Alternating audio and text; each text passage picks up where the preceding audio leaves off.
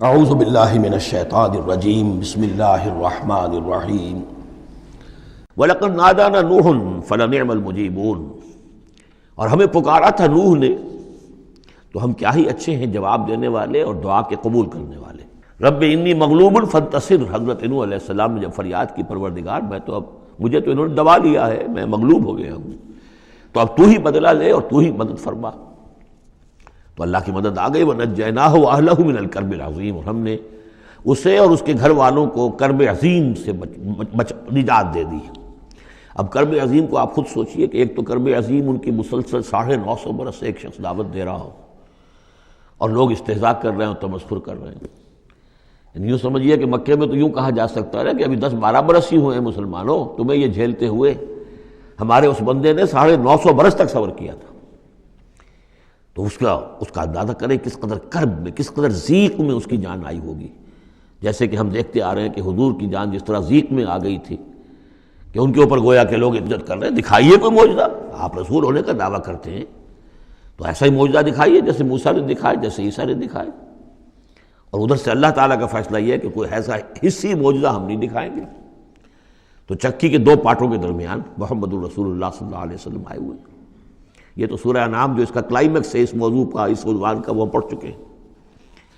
کرب عظیم پھر وہ بھی ہے کہ جب وہ بارش آئی ہے اور طوفان آیا ہے تو اب اس وقت بھی تو جو ہلچل مچی ہوگی اس کا آپ اندازہ کیجیے، کیا بھاگ دوڑ ہوئی ہوگی، کہاں کہاں لوگوں نے جان بچانے کی کوشش کی ہوگی۔ یوں ہی تو نہیں ہو گیا کہ بس آنے واحد کے اندر وہ سب کے سب غرق ہو گئے۔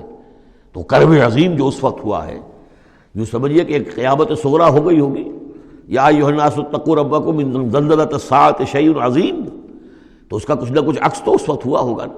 تو اس کرب عظیم سے ہم نے ان کو بچا لیا۔ وجعلنا ذریتہ ھم الباقین، یہ آیت بہت اہم ہے حکمت قرآنی اور فلسفہ قرآنی کے اعتبار سے۔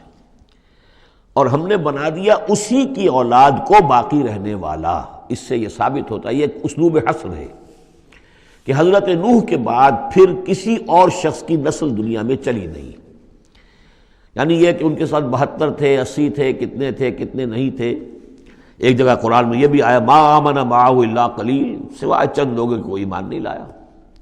اور گمان یہی ہے کہ یا تو حضرت نوح علیہ السلام اور ان کے 3 بیٹے اور ان کے اہل خانہ، اور ممکن ہے کہ ایک بیوی تو پیچھے رہ گئی، غرق ہونے والی تھی، لیکن کوئی اور بیوی ان کی ہو کہ ان کے ساتھ ہو۔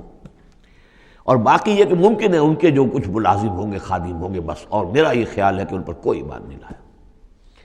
پھر ظاہر بات ہے وہ خادم وغیرہ جو ہوتے ہیں پھر ان کے ساتھ تو اتنا اہتمام نہیں ہوتا کہ ان کی اولادیں بھی آگے چل سکیں، لہذا جو اولاد چلی ہے وہ صرف حضرت نوح علیہ السلام کے 3 بیٹوں سے۔ گویا کہ نسل انسانی جو ہے اب دنیا میں جتنے انسان ہیں وہ حضرت نوح علیہ السلام کے 3 بیٹوں کی نسل سے ہیں، سام، حام اور یافس۔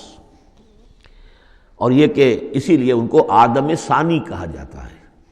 آدم اول تو حضرت آدم تھے، انہی سے نسل چلی انسانی، لیکن ابھی جو ہے جو میرا اندازہ تقریباً 2000 برس کا ہے، اس 2000 برس کے عرصے میں اسی علاقے میں آبادی ابھی ہوئی ہے، ابھی آبادی اور ادھر پھیلی نہیں تھی۔ اور وہی وہ عظیم جو ہے سیلاب آ گیا، سب کے سب غرق ہو گئے، چند لوگ جو بچے ان کے ساتھ۔ محسوس ہوتا ہے کہ ان کی بھی آگے نسل نہیں چلی، صرف حضرت نوح علیہ السلام کے 3 بیٹوں سے۔ وَجَعَلْنَا ذُرِّيَّتَهُ هُمُ الْبَاقِينَ، یہ جو ہے حصر کا بڑا زوردار جو ہے یہ اسلوب ہے۔ وَتَرَكْنَا عَلَيْهِ فِي الْآخِرِينَ، آخرین، اور ہم نے اسی طریقے پر پھر پچھلوں کو چھوڑ دیا، پچھلوں میں سے کچھ لوگ اسی کے راستے پر چلے، حضرت نوح علیہ السلام کے راستے میں۔ ظاہر بات ہے کہ ان کے 3 بیٹوں کی اولاد کچھ عرصے تک تو یقیناً بالکل دین حق پر اور دین توحید ہی پر چلی ہوگی۔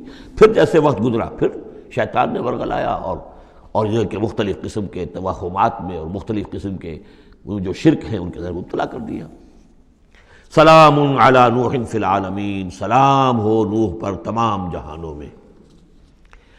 انا کذالک نجزی المحسنین، اسی طرح ہم بدلہ دیتے ہیں اپنے محسن بندوں کو، وہ بندہ جو درجہ احسان کو پہنچ گیا ہو، اسلام، ایمان اور پھر سب سے اوپر احسان۔ انہ من عبادنا المؤمنین، یقیناً وہ ہمارے مومن بندوں میں سے تھے۔ ثم اغرقنا الآخرین، اور اس کے بعد ہم نے باقی جتنے بھی تھے ان سب کو غرق کر دیا۔ وَإِنَّ مِن شِيعَتِهِ لَإِبْرَاهِيمَ، اور اسی کی راہ پر چلنے والوں میں، اسی کی جماعت میں سے، اسی کے حزب میں سے ابراہیم تھے۔ یعنی یہ کہ جو نسل چلی ہے آگے تو حضرت ابراہیم بھی جو اٹھے ان کی حضرت سام کی اولاد میں سے۔ حضرت سام کی اولاد میں قوم عاد بھی ہے، اسی میں پھر قوم سمود بھی ہے، اور بھی اقوام ہیں سیمیٹک ریسز جتنی بھی ہیں، لیکن یہ کہ شہر ار میں جو موجودہ جو عراق ہے اس کے بہت جنوبی علاقے کے اندر یہ شہر تھا جس کے اب کھنڈرات برآمد ہوئے ہیں، وہاں حضرت نوح علیہ السلام، حضرت ابراہیم علیہ السلام کی پیدائش ہوئی، اور وہ حضرت نوح ہی کے طریقے پر توحید پر چل رہے ہیں۔ اس جا ربہ بقلب سلیم، جبکہ وہ اپنے رب کی طرف متوجہ ہوا قلب سلیم کے ساتھ۔ اب یہاں وہ حکمت سمجھ لیجئے کہ میں نے جو بارہ عرض کیا ہے کہ ایک فطرت سلیمہ اور ایک عقل سلیم، یہ دو چیزیں ہیں، اور فطرت کا تعلق چونکہ روح سے ہے اور روح کا مسکن قلب ہے، تو آپ اسے فطرت سلیمہ کہیں یا اسے قلب سلیم کہیں، وہ ایک ہی بات ہے۔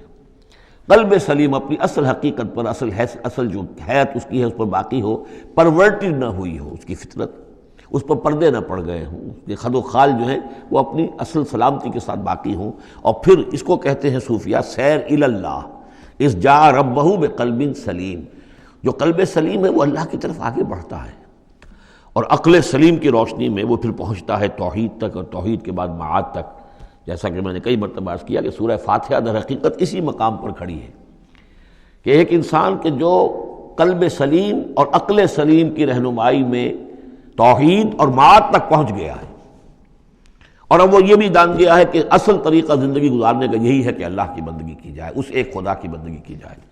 اب وہ سوال کرتا ہے میں بندگی کیسے کروں؟